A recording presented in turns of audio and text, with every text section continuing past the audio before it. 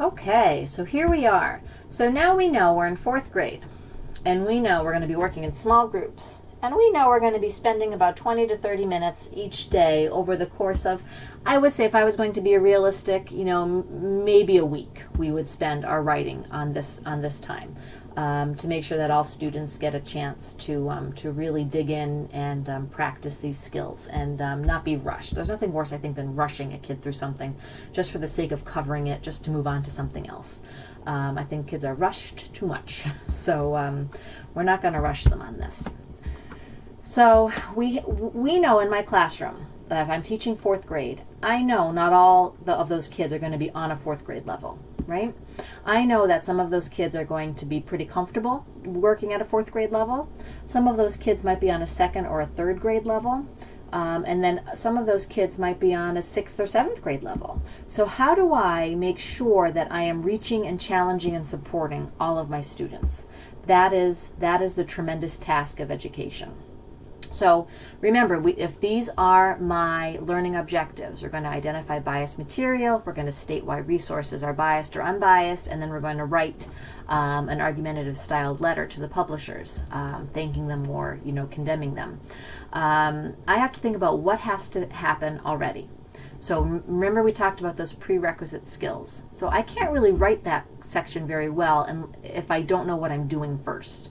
So I like to write my objectives first, and then actually I'll find my standards, and then I'll think about my prerequisite. I usually don't start with my standards because I don't really know what I'm doing yet. So I like to think about what I'm going to do. That's my objective and my assessment, and then I think about my standard. So here, if they're going to work on these three objectives in this lesson plan, students need to be able to think critically. And again, this is going to be at all different levels, but that's what I'm asking them to do, which is again why we don't really have this set up for preschoolers. So if you had this lesson plan written like this for first grade or second grade or kindergarten, I'd say, I don't know. I think you can get students to think about this, but it's not going to be very independent. There's going to be a lot of teacher leading and a lot of teacher scaffolding, which is perfectly fine, but you're not going to be able to use this lesson plan with kindergartners. Things will have to change. So for my fourth graders, I'm going to have to make sure that they can think critically, that they have to at least have an awareness of bias. So this is not the first time we're talking about this, right? We've probably talked about bias a lot. They need to know the difference between bias and stereotyping, and then they need to have basic language and literacy skills. They need to be able to write at this level. Now I ask myself, okay, if they can't do any of these things, if my prerequisite skills are listed here, what about my friends in class who can't do these things? Are we just going to put them at the table and give them a coloring sheet? Are we just going to buddy them up with somebody so they don't have to do any of the work? The typically developing fourth grader will do the work? No, right? We have to think, how can I get everybody in my classroom to reach these learning objectives, as close as they can? What support do they need? So I kind of come down here and I think about my accommodations and adaptations. So over here on the first side of the box, it says, how does this lesson support the child's IEP? You might not know this.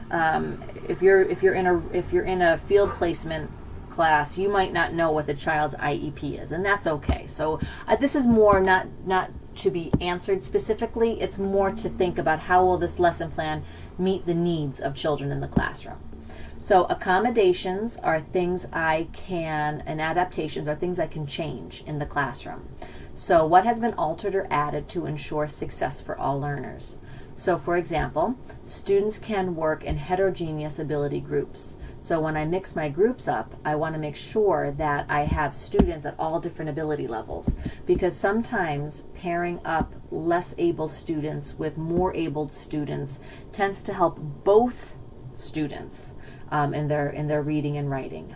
Sometimes the more abled student gets a chance to explain something to the less abled student, therefore strengthening it in the more abled student. Sometimes the less abled student feels like they can ask a question, or they get better examples or assistance when working in groups.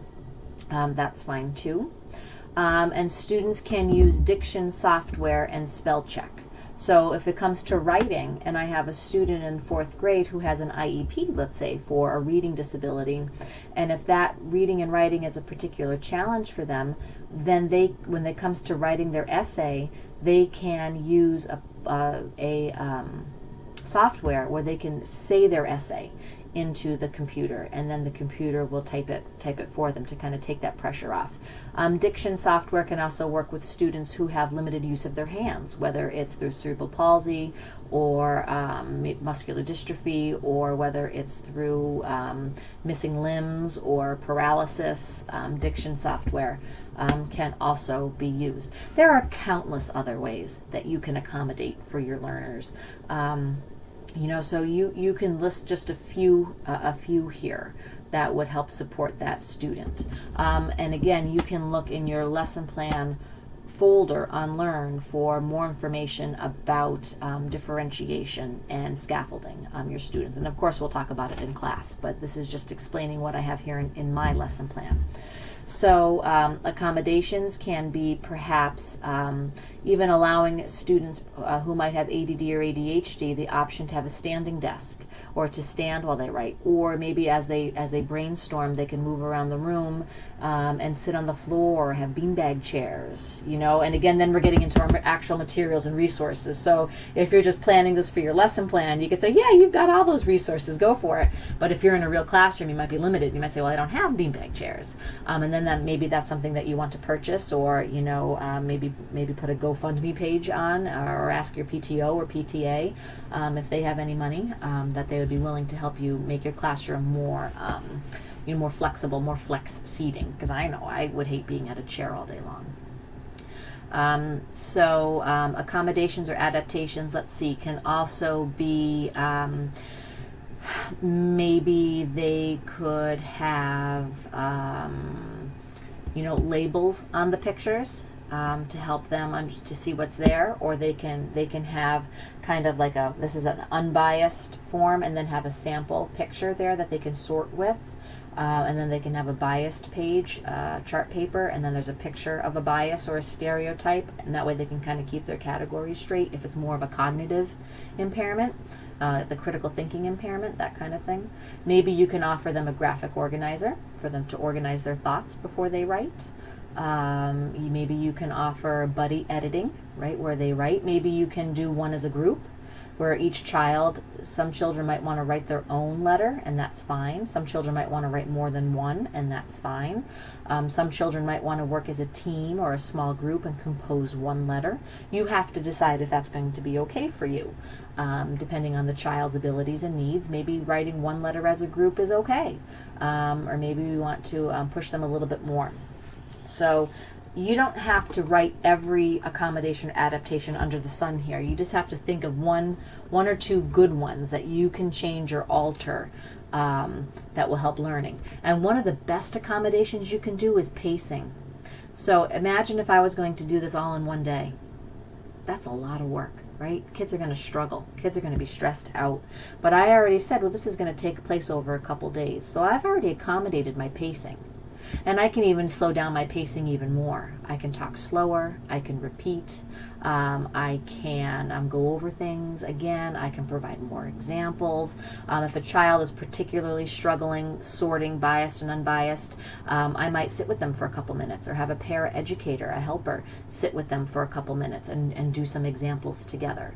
If they're struggling with writing, I can sit with them, or a para-educator can sit with them and help them make an outline of their letter and then fill in the details. So there's lots of things that you can accommodate. You don't need to list them all, just pick a few good ones.